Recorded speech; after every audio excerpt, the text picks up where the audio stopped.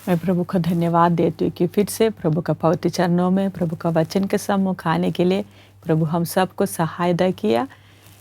आइए हम वचन मनन करने के लिए उसमें प्रवेश करने के पहले हम अपना आंखों को बंद करें, प्रार्थना करें। वचन को समझने के लिए पवित्र आत्मा परमेश्वर हमारा सहायता करना। अपने आंखों को बंद करें, हम प्रार्थना करें। Hallelujah, hallelujah, hallelujah. धन्यवाद सर्वशक्तिमान परमेश्वर, हम आपको धन्यवाद देते प्रभु जी। प्रभु फिर से आपका पवित्र सम्मुख में आपके वचन के सम्मुख आए पिता। प्रभु आपका वचन को समझने के लिए हमारे एक को सहायता करना, वचन की गहराई को समझने के लिए आपने हमारे लिए किया हुआ उस कार्य का गंभीरता को समझने के लिए पवित्र आत्मा हम हर एक को ज्ञान देना प्रभु जी, ताकि हम आपको और अधिक प्रेम कर सके, आपका और इच्छा का और अधिक जान सके। उसके लिए शुरू से लेकर आखिर तक पवित्र आत्मा सभा का प्रभु नियंत्रण लेते रहना प्रभु जी। आपका हाथों में हर एक को सौंप देते, सहायता करना। यीशु मसीह का नाम से मांगते हैं, आमीन। मैं प्रभु को धन्यवाद देती हूँ। प्रभु हम सबको सहायता किया प्रभु के चरणों में आने के लिए। आज हम लोग जो वचन सीखते हैं प्रार्थना के साथ अगर हम बैठेंगे तो प्रभु का आत्मा उस वचन को समझने के लिए हमें सहायता करेंगे। आइए हम अपना वचन का मनन के लिए हम पढ़ेंगे एफेसी 6वां अध्याय उसका 13 आयत। हम लोग पिछले हफ्ते से हम लोग एफेसी 6वां अध्याय में जो परमेश्वर का हथियार के बारे में हम लोग सीखते आ रहे, उसके बीच में हम लोग हथियार का पहनने के पहले जो शैतान का चालाकियाँ, ये क्यों में पहनना है, शैतान का चालाकियों को समझना है, तभी हमको उसका गंभीरता मालूम चलेगा। हम उसका बाद हम अभी देख रहे कि हम इसके पहले देखे हम लोग सत्य के बारे में, जो बेल्ट जो सत्य है उसके बारे में हम देखें। आज हम उसके बाद अगला जो हथियार उसके बारे में देखेंगे, लेकिन हम लोग आयत को पढ़ेंगे एफेसी 6वां अध्याय उसका 13वां आयत। एफेसी 6 का 13, एफेसियंस 6:13। इसलिए परमेश्वर के सारे हथियार बांध लो कि तुम बुरे दिन में सामना कर सको और सब कुछ पूरा करके स्थिर रह सको। इसलिए 14वां आयत, इसलिए सत्य से अपने कमर कसकर और धार्मिकता की जिलम पहनकर, इतना काफ़ी है। हम उसका आगे प्रभु का मर्जी है तो आगे आने वाले दिनों में देखेंगे। आज हम देखिए इधर इसका 14वां आयत में लिखा, इसलिए सत्य से अपने कमर कसकर और धार्मिकता का जिलम पहनकर। अभी हम लोग इस आयतों को पढ़ते वक्त हमें मालूम है कि हमको ये जो एफेसियों के जो पत्री है इसके पीछे ये आपको मालूम है ये जब कैदी के तौर पर रहते वक्त लिखा हुआ पत्री है ये एफेसियों का पत्री। इसलिए पौलुस जब अपने सामने एक फौजी को देख रहा है, रोमी फौजी को देखते वक्त उनका हथियार को देखकर ये बातों को लिख रहा है। इसलिए बहुत ध्यान से वो अपने सम्मुख, बेशक वो बंदी का हालत में अगर है तो भी पौलुस ध्यान से देख रहे कैसे एक फौजी अपना वो यूनिफॉर्म को पहनते हैं। एक शारीरिक तौर पर एक व्यक्ति ध्यान पर, आपको मालूम है सबसे पहले उन्होंने पुराने, आज के जैसे नहीं है, उस समय का पुराना जो हथियार है जो उनका यूनिफॉर्म अलग ही रहते हैं। सबसे पहले वो अपना बेल्ट पहनते हैं, उसके बाद उन्होंने जो ब्रेस्टप्लेट रखते हैं, ये जो झिलम रखते हैं, उसके बाद उन्होंने अपना पैरों में जूता पहनते, उसके बाद वो अपना हाथ में क्या लेते हैं, जो ढाल लेते हैं और दूसरा हाथ में तलवार लेते। ये सारी बातों को अच्छी तरह देखा हुआ, ध्यान से देखा हुआ पौलुस अभी बताते कि वैसे ही एक प्रभु का संतान को भी, जो दुश्मन का इलाका में रहने वाले परमेश्वर का संतान जिसको दुश्मन को सामना करना है, वह भी क्या करना है। ये नहीं कि अपने मन में से कभी कुछ पहन लो, यानी कि पहले हाथ में तलवार ले लेते, आपको हमारे में हाथ में तलवार ले लेते, फिर बाकी तो पहनने के लिए क्या नहीं होगा, उसको दिक्कत ही हो जाएगा। उसका हाथ पहले फ्री होना, बाकी सब पहनने के बाद फिर वचन का तलवार लेना। लेकिन हम लोग बहुत बार क्या नहीं करते, ध्यान नहीं देते, सबसे पहले तलवार हाथ में लेंगे, जो कोई आते उसको काटना है, लेकिन फिर उसको हमको बाकी कुछ पहनने के लिए क्या ही नहीं रहते, हमारे हाथ फ्री भी नहीं रहते, फिर नुकसान भी पहुंचते। ऐसा नहीं होना। इधर परमेश्वर का वचन बता दे कि सत्य से कमर कसना, उसके बारे में हम लोग पिछले दिनों में सीखे, इसलिए हम दोबारा उसमें नहीं जा रहे। आज हम देख रहे कि इधर लिखा हुआ है, इधर धार्मिकता का जिलम पहनना है। ये बहुत बार ये जो शब्द धार्मिकता हमें समझ में नहीं आते। हम सोचते धार्मिकता, धर्मी ठहराए जाना, इन सब का मतलब क्या होता है। इसलिए आज भी हम लोग ये जो वचन सीखते वक्त हम प्रार्थना के साथ बैठेंगे तो ज़रूर परमेश्वर की आत्मा इस वचन को समझने के लिए हमको सहायता करेंगे। हम अच्छी तरह इस बात को समझना है कि धार्मिकता जो शब्द का मतलब है कि परमेश्वर का सम्मुख खड़े होने के लिए या परमेश्वर के सामने खड़े होने के लिए हम योग्य ठहरना है। उसके लिए बोलते हैं, उसका इंग्लिश में बोलते हैं राइट स्टैंडिंग बिफोर, या परमेश्वर के सम्मुख जब खड़े होने के लिए एक व्यक्ति योग्य बनना है या योग्य ठहरना है, उसको बोलते हैं धार्मिकता। वो बहुत बार हम इस बात को ना ही समझने के बाद हम सोचते हैं कि धार्मिकता क्या, क्यों परमेश्वर बार बार धर्मी बनना है, धार्मिकता, ये सब बातों को हमको उससे क्या मतलब करके हम सोचते हैं। बहुत बार बहन लोग भी सोचते ओह ये सब बातें हमें सीखने का ज़रूरत नहीं है, ओ हम लोग सीखेंगे परमेश्वर के आशीष के बारे में, परमेश्वर में चंगा करने वाला है, या परमेश्वर का और कुछ बातों के बारे में हम सीखेंगे, वो अच्छा है। लेकिन ध्यान रखना, अगर आप एक परमेश्वर का संतान है तो आपको ये सब जानना बहुत ज़रूरी है। आप अगर ये परमेश्वर के वचन की बातों को अगर सही तरीके से नहीं समझेंगे तो परमेश्वर का प्रेम को और परमेश्वर के ऊपर हम विश्वास करने से हमें मिला हुआ आशीषें क्या क्या है, इस बातों को हम नहीं समझ पाएंगे। अगर अच्छी तरह नहीं समझ पाएंगे तो प्रभु को हम उतना प्रेम भी नहीं कर पाएंगे। आत्मीय जीवन में जिस तरीके से हम बढ़ना है वो भी नहीं बढ़ पाएंगे। इसलिए ये जो बातों को समझना हम बहुत अगर ज़रूरी है। अगर हमारी अंदर इच्छा है, अगर हम सचमुच में हम प्रभु को प्रेम करते तो पवित्र आत्मा परमेश्वर इन बातों को समझने के लिए हमें सहायता करेंगे। इसके लिए एक आयत हम पढ़ेंगे, रोमी 10वां अध्याय उसका 5वां आयत पढ़ेंगे। रोमी धार्मिकता के बारे में अगर हमें समझना है तो रोमी 10वां अध्याय उसका 5वां आयत हम पढ़ेंगे।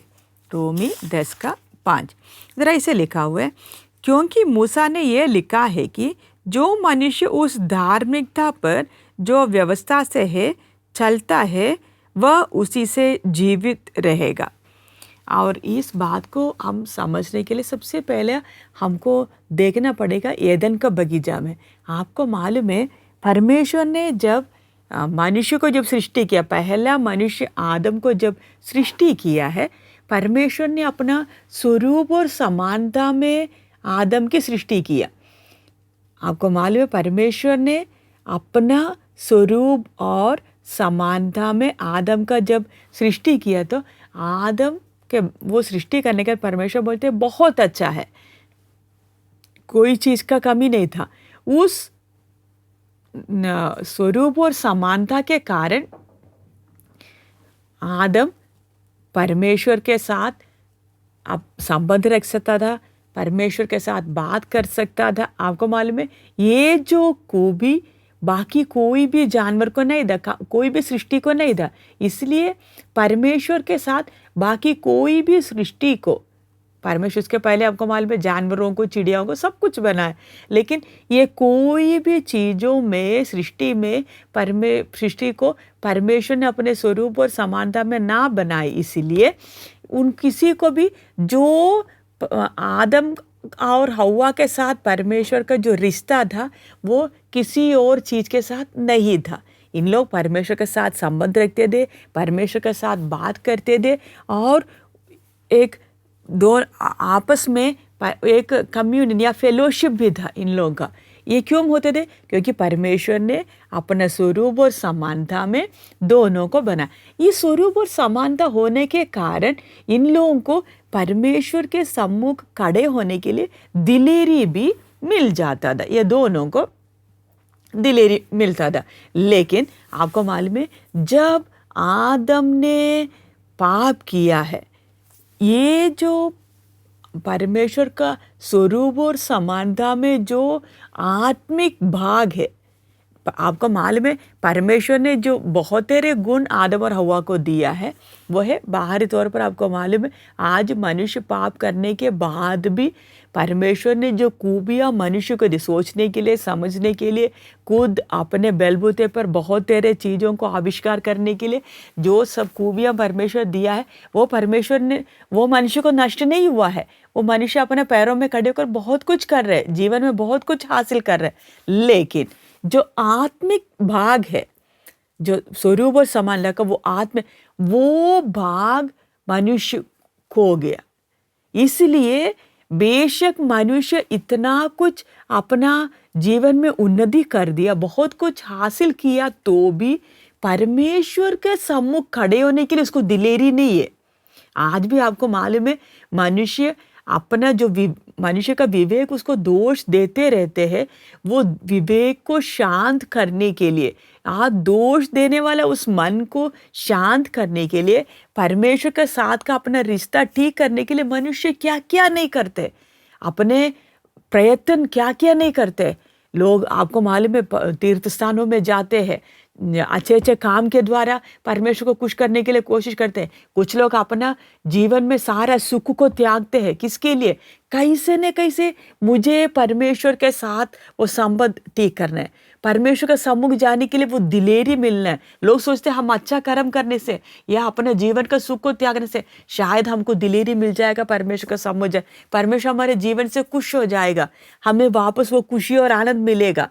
ये सब लोग करते हैं, कोशिश करते हैं, क्योंकि अंदर ही अंदर विवेक उनको दोष देते हैं कि आप परमेश्वर के सामने खड़े होने के लिए आप योग्य नहीं है, धार्मिकता का वो वस्त्र नहीं है करके बार बार आपका मनुष्य का विवेक उसको बताते रहते हैं। इसलिए मनुष्य बेशक इतना कोशिश करते हैं, अच्छा काम कुछ सब कुछ करते हैं, तो भी यशायाह 64:6 में परमेश्वर का आत्मा क्या बोलते? यशायाह 64:6,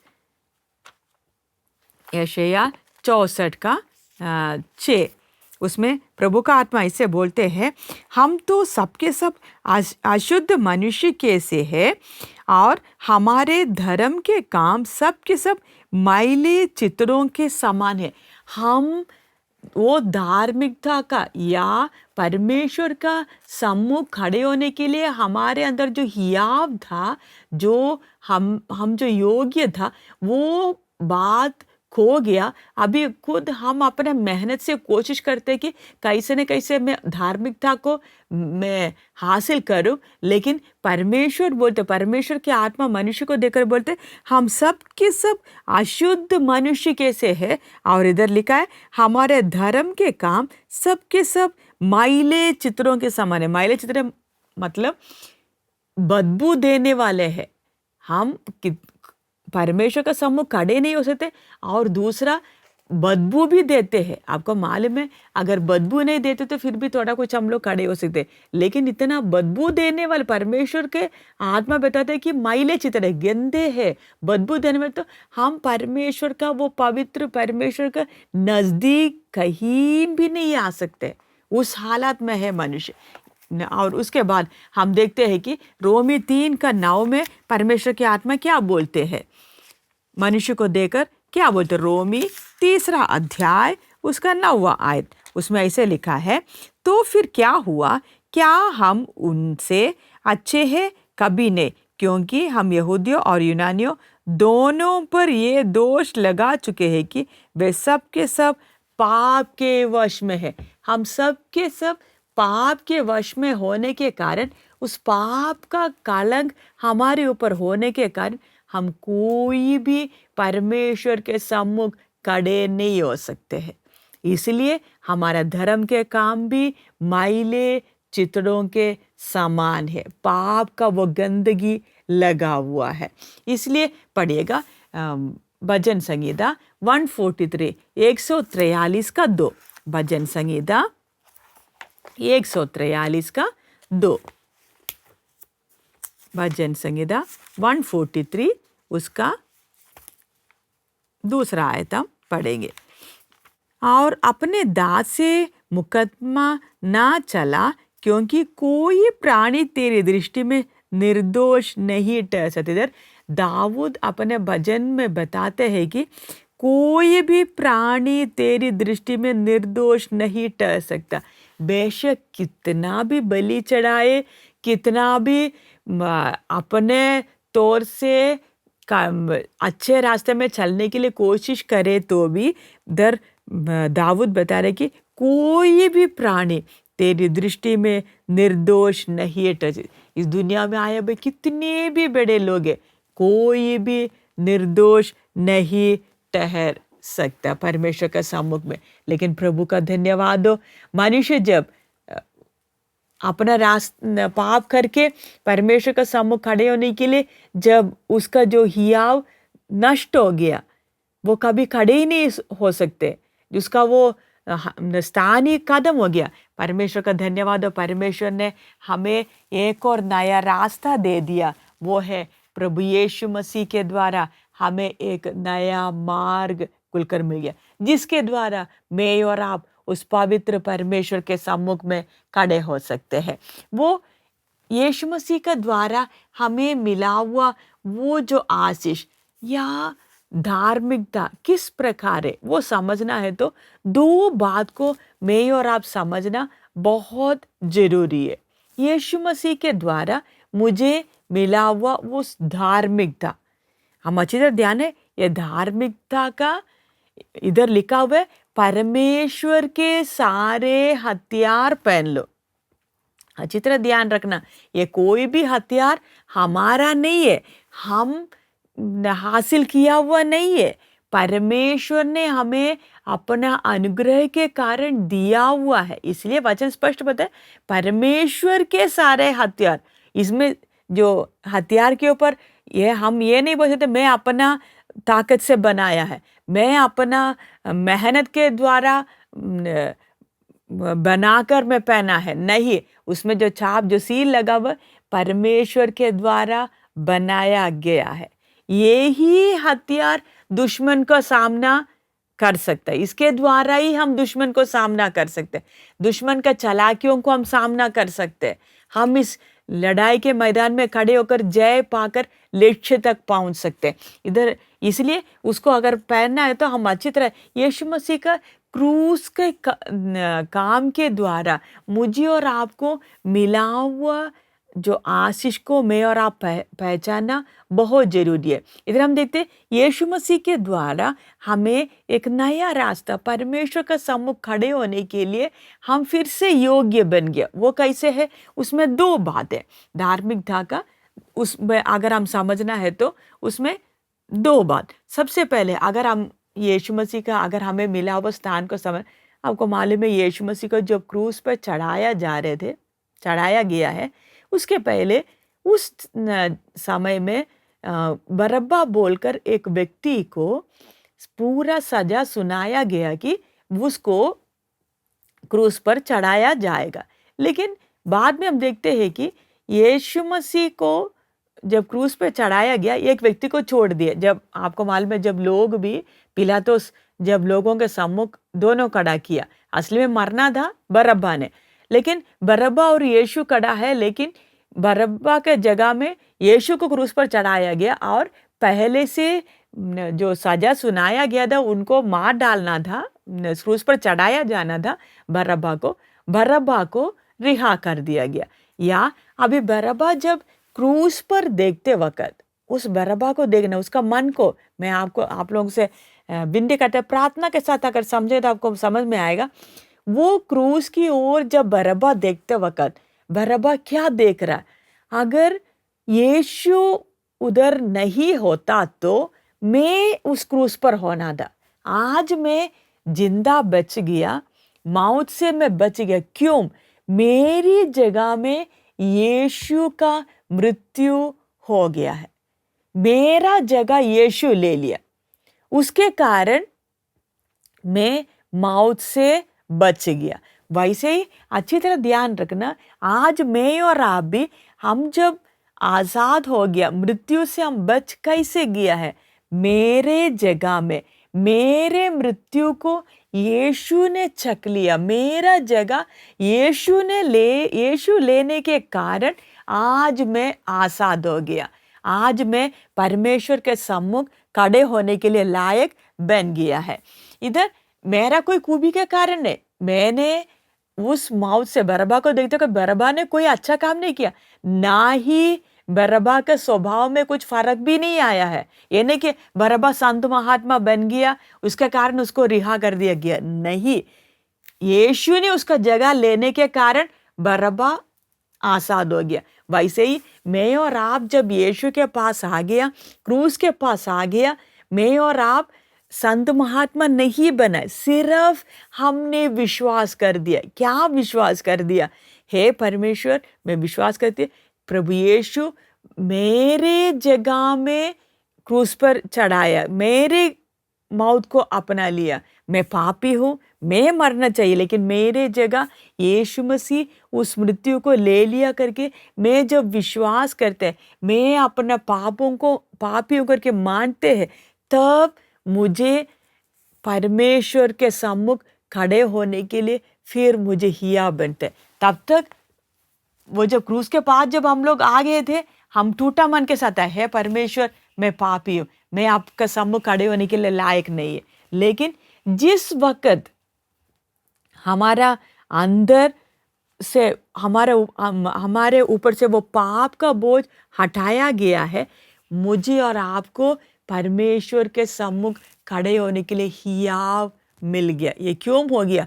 मेरे जगह में स्वर्ग ने प्रभु यीशु मसीह का उस मृत्यु को स्वीकार करने के कारण वो पाप का बोझ मेरे ऊपर से हट गया और मैं खड़े परमेश्वर का सम्मुख में ऐसे खड़ा, परमेश्वर ने मुझे धर्मी ठहराने का मतलब पर स्वर्ग मुझे देखते वक्त मैंने कोई पाप नहीं, मैंने जितने पाप जो किया था वो पूरा का पूरा माफ हो गया। और दूसरा, स्वर्ग मुझे ऐसा देख रहा है कि जैसे मैंने कभी पाप किया ही नहीं है, बिल्कुल नहीं, बिल्कुल साफ करके स्वर्ग मुझे देख रहा है।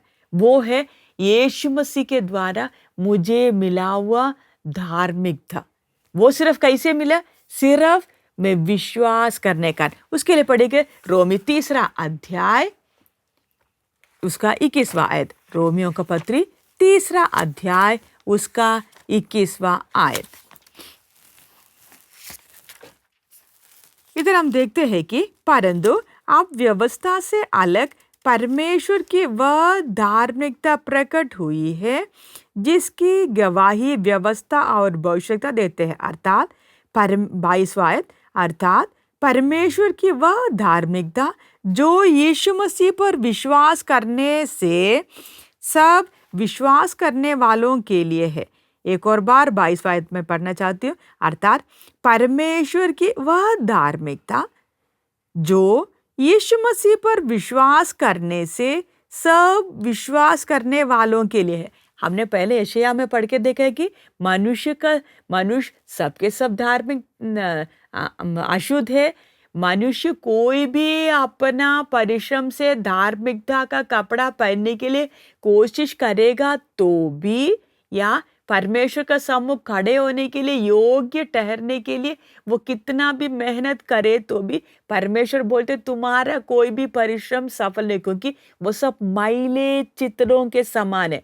अभी हम परमेश्वर का सम्मुख खड़े होना है तो अगर वो धार्मिकता अगर मिलना है तो वो हमें परमेश्वर देना है, वो परमेश्वर के द्वारा ही हम प्राप्त करते। वही परमेश्वर हमें कैसे देते? इधर लिखा है कि परमेश्वर की वह धार्मिकता जो यीशु मसीह पर विश्वास करने से सब विश्वास करने वालों के लिए। अगर मैं और आप यीशु मसीह के ऊपर विश्वास करने से हमें यीशु मसीह का उस परमेश्वर क्या करे, यीशु मसीह का द्वारा हमें उस धार्मिकता देते हैं। और दूसरा, अभी हम लोग को परमेश्वर का सम्मुख खड़े होने के लिए हम कैसे हो गया? यीशु मसीह का कारण। और दूसरा, वो जो धार्मिकता का वो कार्य भी हमारा अंदर भी परमेश्वर कार्य कर रहा है। एक तो हमें धर्मी ठहराया परमेश्वर ने, दूसरा वो धार्मिकता का काम हमारे अंदर भी होने के लिए परमेश्वर कार्य करते। अब ध्यान रखना है, इस बात को हम और गहराई में आगे देखेंगे। अच्छी तरह ध्यान रखना है, परमेश्वर के सम्मुख खड़े होने के लिए या धर्मी हमें ठहराया है। हम धर्मी ठहराने का मतलब क्या है? ऐसा हमें स्वर्ग हमें देखते हो तो ऐसा देखते हैं जैसे मैं और आप कभी पाप किया ही नहीं है। हमारा जितने भी पुराना जो गुनाह हमने किया है, कितने भी गलतियाँ किया, स्वर्ग सब के सब गुनाह को क्या कर दिए? माफ़ कर दिए। इसको और अच्छी तरह समझाने के लिए आपको मालूम है, हमारा जो समाज में बहुत सारे लोग गलत काम करके जेलों में जाते हैं। वो जेल में जाकर सज़ा काटते हैं। 10 साल 15 साल के बाद या कितने भी है उसका सज़ा का समय है, वो सज़ा काट कर वो बाहर आ जाते। लेकिन आप जरा बहुत बार हम उस झुंड को, लोगों को जब आप बाहर निकला हुआ झुंड को देखते हो, उन लोग कुछ साल 1 या 2 साल थोड़ा अच्छे से रहते हैं, फिर दोबारा उन लोग पुराना संगति में चले जाते हैं। क्यों चले जाते हैं? आपको मालूम है, बेशक एक व्यक्ति सजा काट कर आ गया, उनका स्वभाव में फ़र्क आ गया, तो भी समाज कभी भी उनका पुरानी बातों को भूलने के लिए तैयार नहीं है। वो बेशक वो व्यक्ति चाहता है कि मैं अच्छा बनकर रहूं, मैं अच्छा आगे का मेरा जीवन अच्छा बनकर चलने के लिए वो व्यक्ति को चुनते। समाज ने एक दबाव उसके ऊपर डाला है कि हाँ अभी तो ये अच्छा दिख रहा है, लेकिन मालूम है कौन है ये? पहले ऐसे किया था, ऐसा गलत काम किया था। वो एक समाज उसके ऊपर अभी भी उस नज़र से देखने के कारण उस आंखों से, समाज का उस आंखों से छिपने के लिए वो व्यक्ति फिर से दोबारा अपना पुराना संगति में चले जाते। इसलिए आपको मालूम, ऐसे लोग बहुत जल्दी, क्योंकि उनको कोई भी स्वीकार नहीं करते, वापस पुराने आदतों में, कामों में, गलत कामों में जाते। लेकिन अब जरा हमारा मसीह जीवन को, प्रभु यीशु के ऊपर हमने जब विश्वास किया है, परमेश्वर ने हम पर किया हुआ उस अनुग्रह का काम को जरा देखिएगा। परमेश्वर हमें कभी भी उस पुराना गलतियों को आधार पर हमें देखता नहीं है। परमेश्वर हमारे पापों को माफ़ कर दिया। हमें परमेश्वर ने ये नहीं कि पापों को माफ़ कर दिया, हमें परमेश्वर ने अपने संतान बनाए। देखिए, अशुद्ध हम परमेश्वर को छोड़कर अशुद्ध थे, हम गंदे काम में मजा लेते थे, परमेश्वर को दुख देने वाले सारे घृणित कामों को हमने किया, तो भी पवित्र परमेश्वर यीशु मसीह के द्वारा मुझे और आपको कबूल कर लिया और हमें ऐसे धर्मी ठहराए जैसे हमने कभी कोई पाप किया ही नहीं है, और हमें अपना संतान बना दिया, उस स्थान में हमें बहाल कर दिया। मतलब परमेश्वर का वो कार्य कितना अनूठा है, कितना गहरा प्रेम से भरा हुआ है। इसलिए यीशु मसीह का द्वारा मिला हुआ वो हमें धर्मी ठहराया ना, वही कार्य हमें मसीह जीवन में आगे बढ़ने का जो मुख्य बात है। अगर आप यीशु मसीह के द्वारा धर्मी नहीं ठहराया गया तो कभी भी आप परमेश्वर का सम्मुख खड़े नहीं हो सकते। यीशु मसीह का नाम लेने से काम नहीं चलेगा। यीशु मसीह के ऊपर आप विश्वास किया तो वो आपके लिए धार्मिकता का कारण बन जाएगा। यीशु मसीह से प्राप्त हुआ धार्मिकता। उसके बाद हम देखते हैं कि विश्वास के द्वारा हमें प्राप्त होने कारण परमेश्वर का वचन बताते, रोमियो का पत्री 4:11। यह धार्मिकता का दूसरा नाम क्या है? 4:11 रोमियो का पत्री इधर लिखा हुआ है, उसने खतने का चिन्ह पाया कि उस विश्वास की धार्मिकता पर छाप हो जाए जो उसने बिना खतने की दशा में रखा था, जिससे वह उन सब का पिता ठहरे जो बिना खतने की दशा में विश्वास करते हैं, ताकि वे भी धर्मी ठहरे। ये इधर अब्राहम का जो धर्मी गिना गया है उसके साथ तुलना किया, लेकिन हम लोग सिर्फ एक शब्द इधर लिखा है विश्वास की धार्मिकता। ध्यान रखना, ये कमाया अब्राहम को भी धार्मिकता मिला, कैसे? विश्वास के, परमेश्वर ने जो बोला वो बात पर विश्वास किया, वो उसके लिए धर्म गिना गया। वैसे ही हमारे लिए भी हम धार्मिकता, ये जो धार्मिकता है परमेश्वर का धार्मिकता हमें कैसे मिला है? हम यीशु मसीह के ऊपर विश्वास किया। हमने कुछ अच्छा काम नहीं किया, हमने सिर्फ क्या ही किया है? विश्वास किया है। विश्वास करने के कारण मिल गया। और हम विश्वास क्या किया है? उसके पास आकर हमने ये विश्वास किया, मैं पापी हूँ, पर प्रभु यीशु मेरे जगह में मर गया है, मैं अभी आगे से मैं अपने लिए नहीं जिएंगे, मैं प्रभु के लिए जिएंगे करके हम प्रार्थना किया, विश्वास किया, तब मुझे धर्मी ठहराया गया। तब स्वर्ग ने, पवित्र परमेश्वर ने मुझे धर्मी ठहराया। जब मैंने विश्वास कर लिया, जब मैंने मान लिया कि मैं पापी हूँ, जब मैंने मान लिया, मैंने विश्वास कर लिया मेरे जगह में यीशु मसीह क्रूस पर मर गया, तब मुझे धर्मी ठहराया।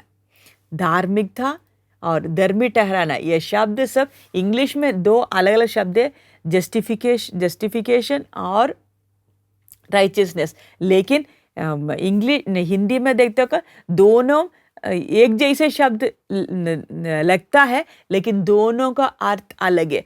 यीशु मसीह का धार्मिकता का कारण मैं धर्मी ठहराया गया, मेरा कोई खूबी के कारण नहीं, यीशु मसीह का धार्मिकता के कारण। अच्छी तरह उसी के साथ हम लोग पढ़ना है रोमी 8:30, रोमियो का पत्री 8:3 आयत, माफ करना, रोमी 8:3 आयत को हम पढ़ेंगे। इधर ऐसा दिया गया है, क्योंकि जो काम व्यवस्था शरीर के कारण दुर्बल होकर ना कर सकी, उसको परमेश्वर ने किया, अर्थात अपने ही पुत्र को पापमय शरीर की समानता में और पाप बलि होने के लिए बेचकर शरीर में पाप पर दंड की आज्ञा दी। इधर लिखा है पहले परमेश्वर ने व्यवस्था दिया, लेकिन कोई भी व्यवस्था के द्वारा धर्मी नहीं ठहर सकता। तब परमेश्वर आप ही, इधर लिखा हुआ है कि उस अर्थात अपने ही पुत्र को पाप में शरीर की समानता में और पाप बलि होने के लिए भेजकर शरीर में पाप पर दंड की आज्ञा दी। पाप में शरीर की समानता में आकर प्रभु यीशु मसीह ने क्या किया है? पढ़िएगा 2 कोरिन्थी 5वां अध्याय उसका 21वां आयत। 2 कोरिन्थी 5वां अध्याय उसका 21वां आयत है। प्रभु की आत्मा साफ बताते कि जो पाप से अज्ञात था, पाप में शरीर के समानता में आ गया, पाप में शरीर में नहीं आया, उसका समानता में आ गया, इस पृथ्वी में रहा। लेकिन इधर लिखा है कि जो पाप से अज्ञात था, यीशु मसीह जो पाप का कोई कलंक जिसमें नहीं था, यीशु में नहीं था, जो पाप से अज्ञात था, उसी को उसने हमारे लिए पाप ठहराया कि हम उसमें होकर परमेश्वर की धार्मिकता बन जाए। अच्छी तरह ध्यान रखना, मेरे और आपके ऊपर जो पाप राज्य करता था, हम में जो पाप का गंदगी था, वो यीशु मसीह पर डाल दिया गया। यीशु मसीह मेरे और आपके जगह हमारे लिए क्या बन गया? क्या ठहराया गया? पापी ठहराया गया। जबकि मैं और आप, माफ करना, यीशु मसीह हमारे लिए पाप ठहराया गया। मैं और आप, हमारे ऊपर पाप राज्य करने के कारण मैं और आप पापी थे। लेकिन हमारे जगह में जो गंदगी, जो पाप हम क्या करते थे? मजा लेते थे, हम उसके में आनंद लेते थे। मेरी जगह में यीशु मसीह को पाप ठहराया गया, और वो सजा भी, जो पाप का स्वाद मैंने चखा, सजा मुझे मिलना चाहिए था, वो सजा यीशु मसीह को मिला। और इधर लिखा है कि ये क्यों ऐसे पिता ने किया है? ताकि हम उसमें होकर परमेश्वर की धार्मिकता बन जाए। जब यीशु मैंने किया हुआ गलतियों का सजा यीशु मसीह ने अपने ऊपर उठा लिया। यीशु मसीह के द्वारा इधर लिखा है कि परमेश्वर का धार्मिकता मुझे मिल गया, वो जीवन मुझे मिल गया है। देखिए कैसे मेरे ऊपर का गंदगी उधर यीशु मसीह के ऊपर हो गया, और यीशु मसीह का वो धार्मिकता, वो जीवन, वो मुझे मिल गया है। वो है परमेश्वर ने किया हुआ काम। परमेश्वर का प्रेम कितना अधिक है मेरे और आपके लिए। परमेश्वर का ऐसे करने का क्या जरूरत था? परमेश्वर हमें याद करने की, परमेश्वर को क्या, पवित्र परमेश्वर को क्या जरूरत था? हम जो मिट्टी है मनुष्य, हम जो बार बार परमेश्वर को दुखी करते, परमेश्वर को बार बार परमेश्वर के लिए आप बलवा करने वाला, हमको इतना प्रेम करने का क्या जरूरत है? इसलिए रोमी माफ करना यूहन्ना रचित सुसमाचार 3:16 में के परमेश्वर ने जगत से ऐसा प्रेम किया। वो जो शब्द ऐसा मतलब उसका तुलना ही नहीं कर सकते, इतना बड़ा प्रेम है। उस प्रेम का गहराई, उसका ऊंचाई हम कोई नाप नहीं सकते। उस प्रेम के कारण परमेश्वर एक कार्य कर रहे। हम उस प्रेम को सराहने के कारण नहीं है। हम बहुत बार, कितनी बार उस प्रेम को हमने टुकराया, तब भी परमेश्वर ने हमें धर्मी ठहराया है।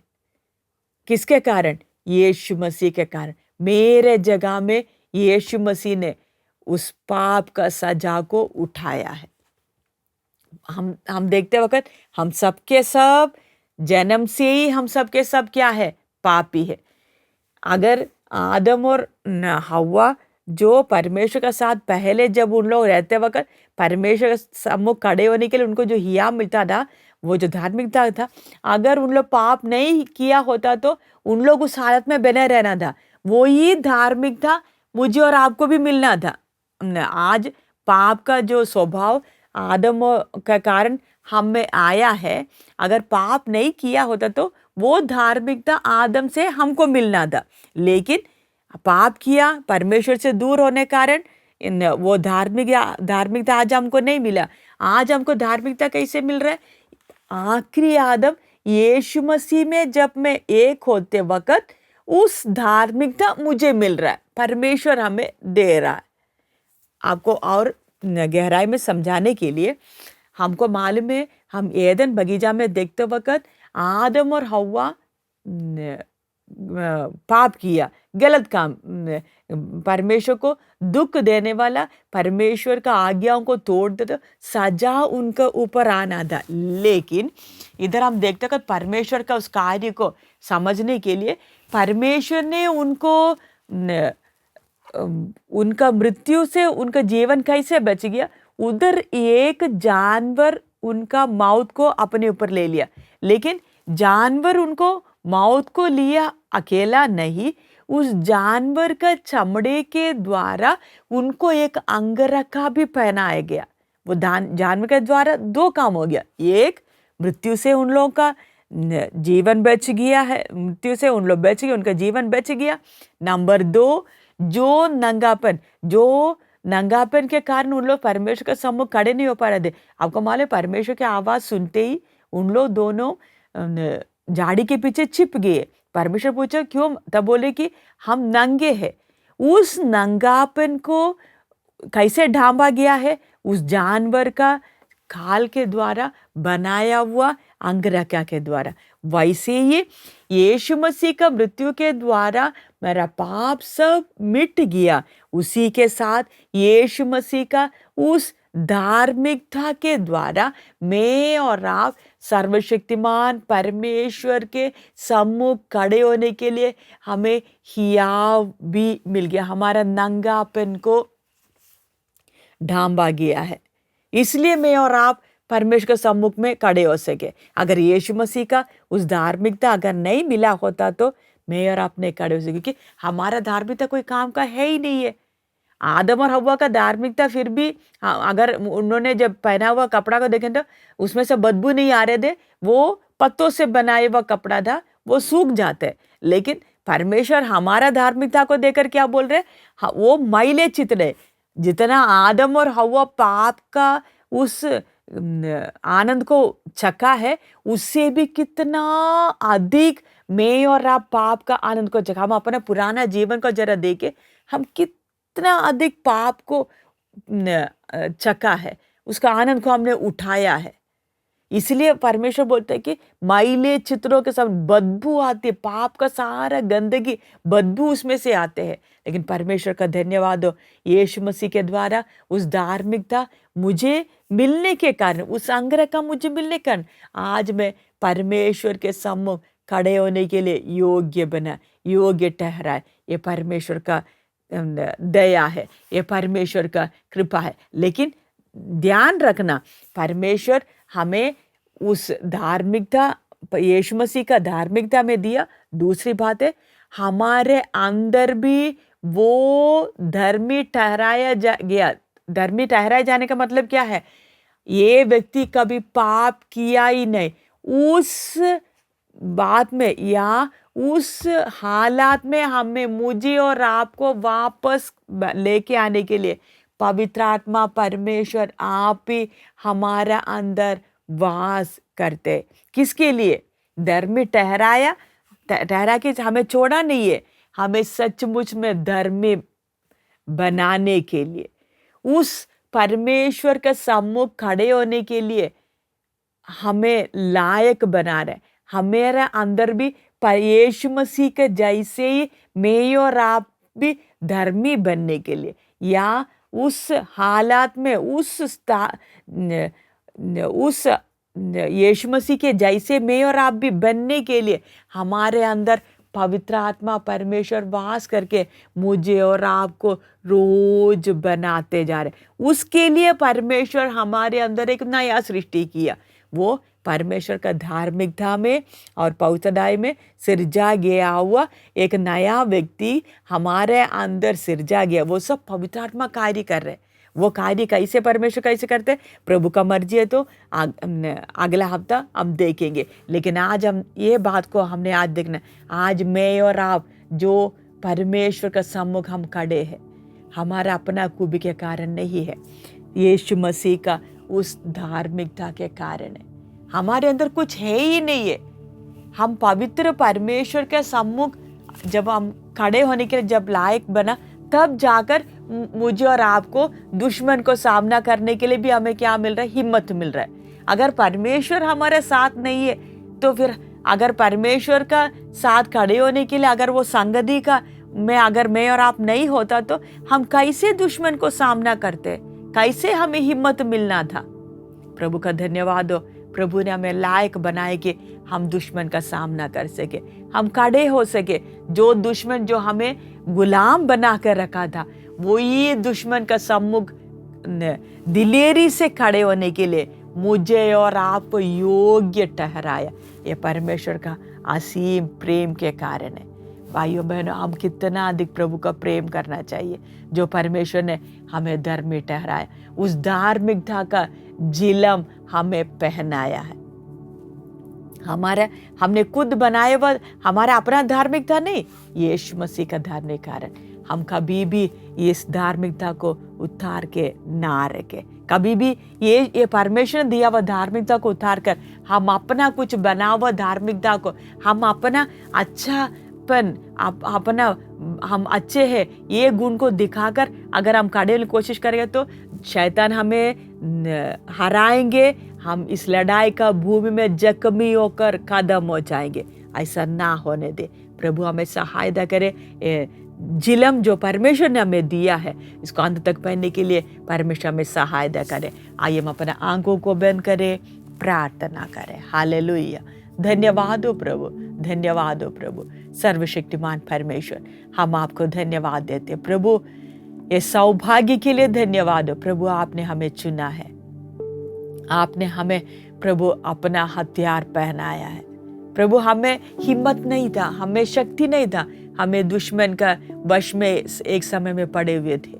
हम कितने बार प्रभु आपको दुखी किया, आपसे दूर हो गया, फिर भी आपने अपने आभार करुणा से हमें खड़ा किया है।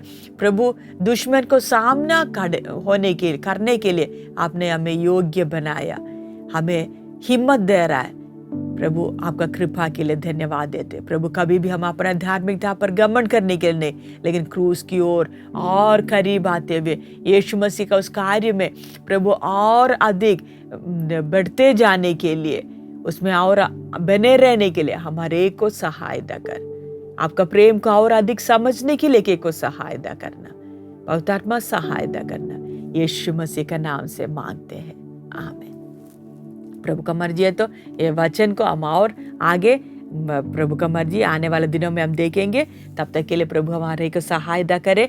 आप लोग भी हमारे लिए प्रार्थना करते रहे, हम भी आपके लिए प्रार्थना करते रहेंगे। प्रभु हम सबको आशीष दे, सबको मारा ना था।